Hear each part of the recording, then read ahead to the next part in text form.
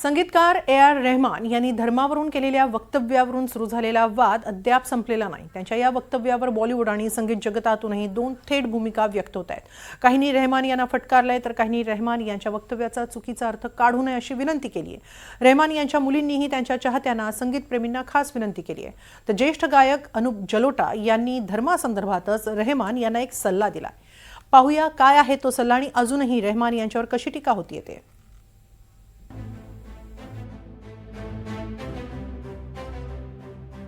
बॉलिवूड आणि दाक्षिणात्य संगीतकार ए.आर. रहमान यांचा चाहता वर्ग भारतासह जगभरातच पसरलेला आहे। मात्र अलीकडेच धर्मामुळे बॉलिवूडमध्ये आपल्याला 8 वर्षांपासून काम मिळत नाही असं त्यांनी म्हटलं आणि त्यांच्यावर टीकेची एकच झोड उठू लागली।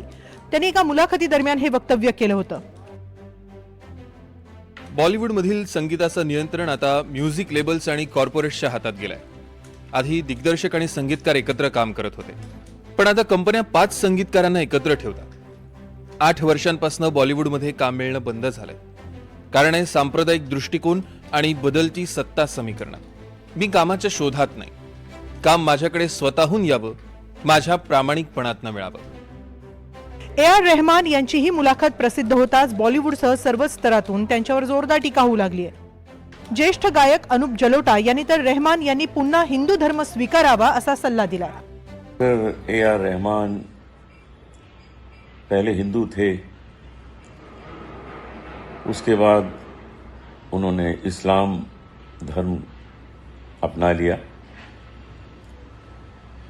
और बहुत काम किया, बहुत नाम किया, लोगों के दिलों में बहुत अच्छी जगह बनाई। लेकिन अगर उन्हें इस बात का विश्वास है कि हमारे देश में मुसलमान होने की वजह से उनको फिल्में नहीं मिल रही म्यूजिक देने के लिए, तो वो फिर से हिंदू हो जाए। तो उनको ये विश्वास होना चाहिए कि उनको हिंदू होने से कन्वर्ट हो जाने के बाद फिर से फिल्में मिलना शुरू हो जाएंगी। यही तो उनका मतलब है। दरम्यान अनुप जलोटा यांनी रहमान यांना हा सल्ला दिला कारण रहमान हे मूळचे हिंदू होते। 6 जानेवारी 1967 रोजी त्यांचा जन्म तामिळनाडूच्या चेन्नईमध्ये झाला। त्यांचं मूळ नाव अरुणाचलम शेखर दिलीप कुमार मुदलियार। त्यांचे वडील राजगोपाल कुलशेखर मल्याळम सिनेमात संगीतकार होते। वयाच्या 9व्या वर्षी त्यांना पितृशोक झाला। त्यांच्या कुटुंबाची आर्थिक स्थिती खालावली। रहमान यांच्या वडिलांची सारी वाद्यही विकावी लागली। याच सुमारास त्यांच्या कुटुंबानं इस्लाम धर्म स्वीकारला।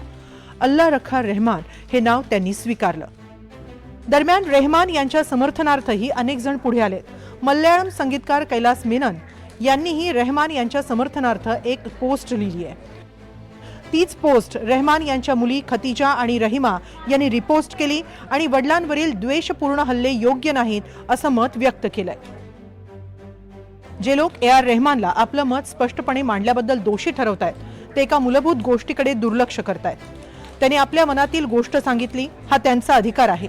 तुम्ही त्यांच्याशी असहमत असू शकता, पण तुम्ही त्यांना त्यांचे अनुभव व्यक्त करण्याच्या स्वातंत्र्यापासून वंचित करू शकत नाही।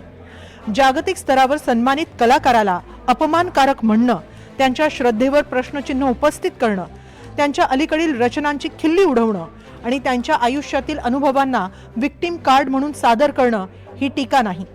हे मताच्या स्वरूपात सादर केलेलं द्वेषपूर्ण भाषण आहे। रहमानचे भारतीय आणि जागतिक संगीतातील दशकांचे योगदान केवळ एका वैयक्तिक मताच्या आधारावर पुसून टाकता येणार नाही।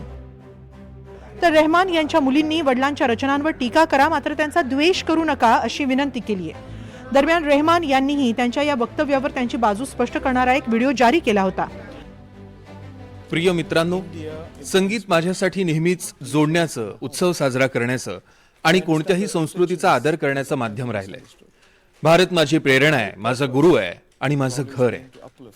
मला कळतं की कधी कधी लोकांचा हेतू चुकीच्या पद्धतीने घेतला जातो, मात्र माझा उद्देश हा नेहमीच संगीताद्वारे लोकांना उन्नत करणं, आदर देणं आणि सेवा करणं हाच राहिलाय। माझी कोणालाही दुखावण्याची भावना नव्हती। मला भारतीय असल्याचा अभिमान आहे। तर बॉलिवूडमधील ज्येष्ठ अभिनेते परेश रावल यांनीही रहमान यांना पाठिंबा दर्शवलाय। आम्ही तुमच्यावर प्रेम करतो, आम्हाला तुमचा अभिमान आहे अशी पोस्ट परेश रावल यांनी केली। तर ज्येष्ठ गीतकार जावेद अख्तर, अभिनेत्री कंगना राणावत, गायक शान यांनी त्यांच्यावर टीका केली होती. रेहमान यांच्या धर्मावरील वक्तव्यामुळे बॉलिवूडमधून मात्र 2 वेगवेगळे गट पुढे आले. अर्थात रेहमान यांनी जरी त्यांच्या वक्तव्यावर स्पष्टीकरण दिलेलं असलं तरी त्यांच्या विरोधातला राग काही शांत होताना दिसत नाहीये. आता आगामी रामायण या सिनेमाच्या माध्यमातून तरी त्यांना संगीताच्या मदतीनं चाहत्यांचा हा राग शांत करता येईल का हे पाहावं लागेल. कारण कोणतेही मतभेद किंवा मनभेद मिटवण्याची ताकद संगीतात असते असं म्हणतात. Bureau report, NDTV Marathi.